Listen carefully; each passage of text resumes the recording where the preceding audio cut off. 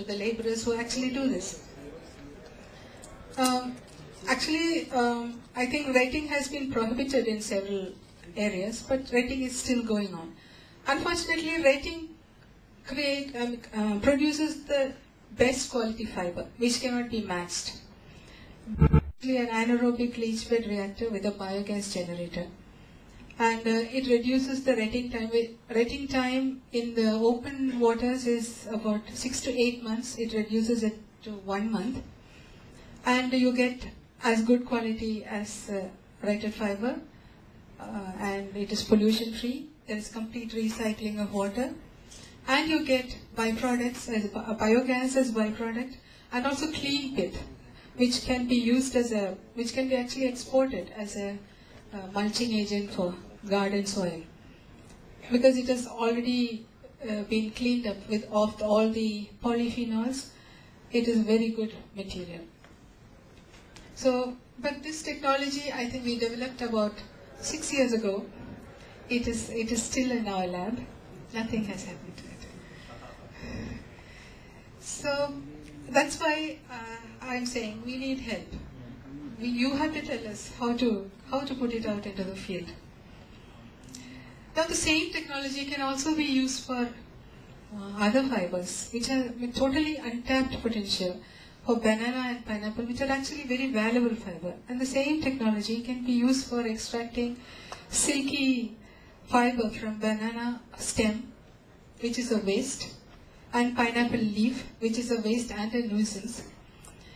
And there is huge area of cultivation under banana and pineapple. And at the moment they are mostly wasted. So there's the same process, but in the case of banana and pineapple it is 6 days, not 1 month. You can produce very high quality fiber in 6 months. And so this technology is also available.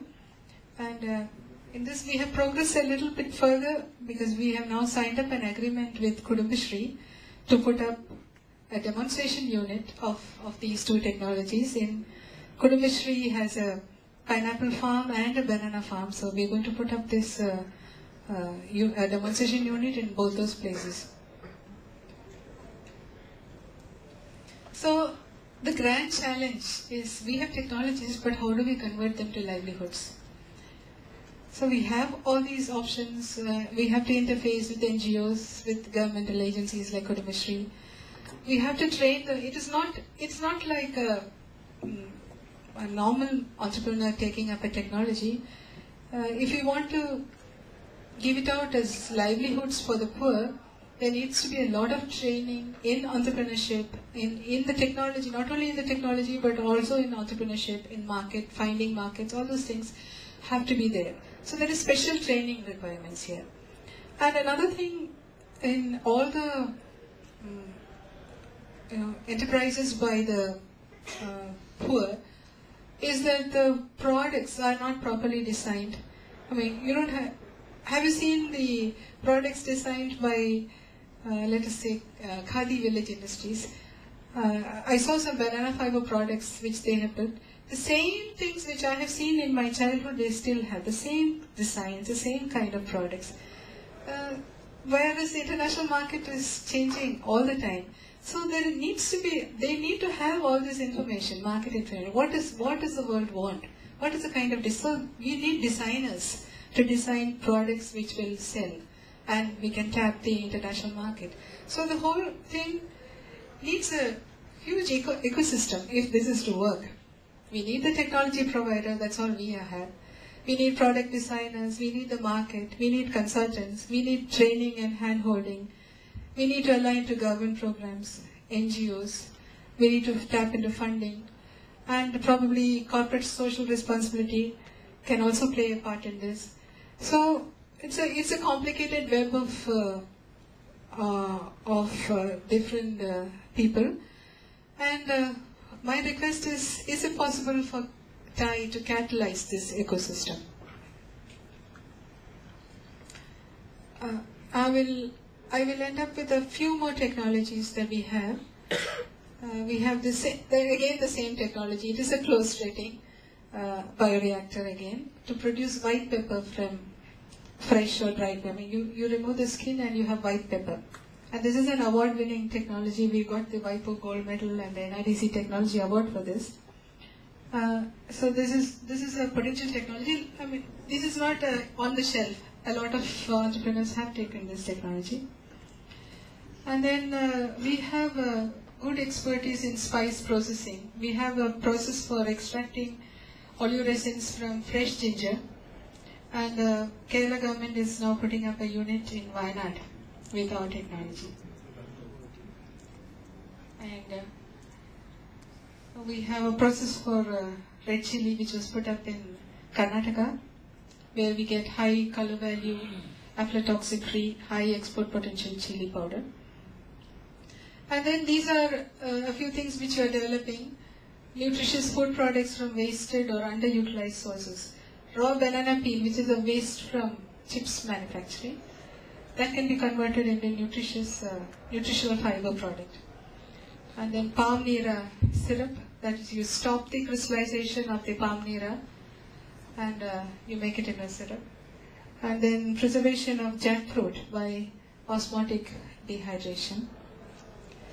We also have some green technologies for saving natural resources. We have a wood substitute, a coir-based wood substitute, which is a moldable product, which is as strong as wood, but it is fireproof, termite-proof, hot and cold water resistant. And we have just now signed an MOU with Kerala Furniture Consortium. Yes, I'm done. Just 1 second. Which is let me also sneak in one of my. I don't know whether it really fits into the whole theme of this, but I'm sneaking this technology in because it is mine. It is my. All the time I have been talking about technologies developed by other people, but I couldn't pass by without mentioning this technology which was developed by my group. It's a software called virtual casting, and it is for simulation of the metal casting process. That is, usually castings need about 3 to 4 trials to produce a defect-free casting, and that is very expensive in terms of energy. You have to keep on melting the metal, making the mold, and so it is expensive in terms of time, energy, and material. So this is a software where you can simulate the whole process. So all your trials are done on the computer, and so you can get it right in the first trial itself. So this is a technology we have recently transferred now, and it's going to come to the market. I just sneaked it in because it also saves resources and energy, so can be considered green. So I'm stopping now. So please help us to help this 800 million. Thank you very much.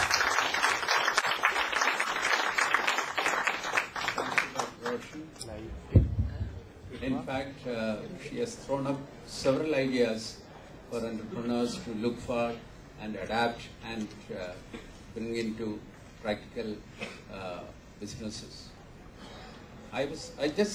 Before I pass on to the next speaker, I just wanted to ask you a small question. Suppose some of our friends sitting here, they are with ideas.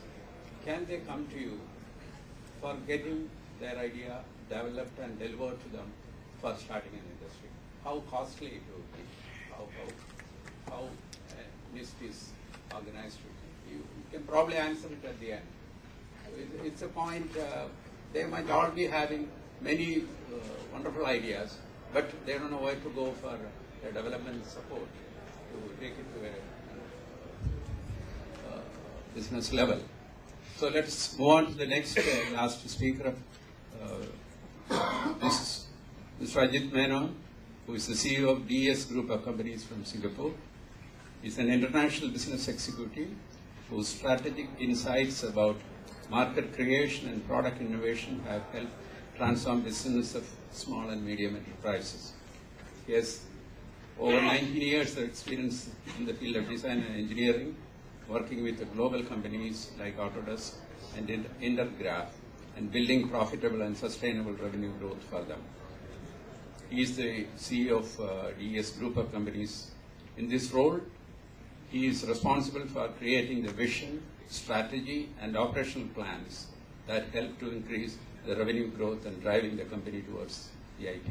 He's also board of director of Cool and Green, a company supplying green building products and consultant to green business and projects, including sustainable tourism and sustainable forest management. Ajit is a graduate of IIT Bombay and is an MBA from National University of Singapore. He is going to talk to us on green seeds of innovation. Thank you. Thank you. Between you and the lunch, and I'm holding a plastic bottle, and I'm going to talk about green, right? First of all, my talk is purely business. It's not on voluntary one. It's not on scientific. It's how to cash on uncertainty. Uncertainty is the climate change. So how a business can cash on it. Okay. So it's green innovation, seeds of innovations. So we have different definitions on green. What is green? Green technology is efficient appliances, resources, saving time, renewable energy, and we have a suite of products coming up, services. It has to be efficient, non-toxic, low, and no waste, and reusable and recyclable. I mean, there are a lot of definitions on the green, right? So we have seen that green is essentially a synonym with change in terms of how you consume, how we do business, how we work, how we approach education and innovation. So I'll be touching base mostly on education later. We have seen a very good presentation on the research and development happening in that, but how it is communicating to the business community, that is very important. It is not easy being green.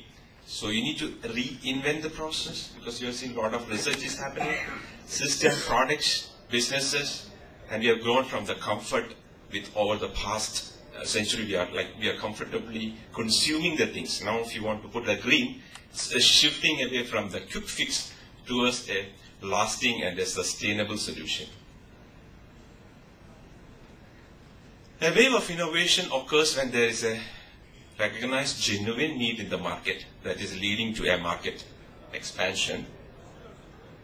You have seen this wave of innovations, right? The first wave is basically based on water power. The second wave is on steam power, electricity, petrochemicals, and the last one we have seen is digital innovations, basically on biotechnology, etc. What is the sixth one? Of course you know what is the sixth one, but let me set the stage for that. A time of horizon in 50 years from now. So we have seen a lot of technology coming up right now. 2 generations into our future. Whatever we have, what we call as a green technology today, or whatever green the processes or the lifestyle today, we need to have 10 to 20-fold eco-efficiency improvement will be needed to achieve meaningful reduction in the environmental stress. That means there is a huge responsibility for the scientists, for the engineering community to get into that. A major drive for the next innovation, of course, is lightening the humankind's environmental load on the planet. And there is an underlying market requirement for that, to make the sustainable development economically viable. Now we know that the Kyoto Protocol is there, EU emission trading scheme is there, suggests that the next wave of innovation will be a green innovation, a completely disruptive innovation into every aspects of our life, whether it is manufacturing, construction, or the lifestyle changes. Of course, the sixth wave is sustainability, the radical change in the way we manufacture the things, and the green chemistry, green biology, everything, whatever you can think about what is green, right? The green building, of course, the hybrid cars, wind power.